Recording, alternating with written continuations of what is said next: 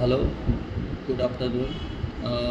आज गोल्डबद्दल काही लोक खूप कन्फ्यूज असू शकतात, तर त्यांच्या सपोर्टसाठी हा व्हिडिओ मी बनवला आहे. गोल्ड जर का याच्या खाली गेला नाही आणि इथूनच जर का फिरला तो आणि इथे कन्फर्मेशन दिलं त्याने, तर ह्या ठिकाणी गोल्ड आपल्याला इथे गोल्ड आपल्या बाईंग भेटेल आणि इथे आपला टार्गेट असेल, टार्गेट 1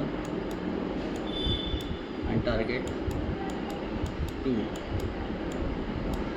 ओके, 1 आणि 2. सेकंड थिंग, जर गोल्ड निगेटिव्ह व्हायचं असेल, याला खाली यायचं असेल, तर त्याला ह्याच्या खाली जाणं गरजेचं आहे.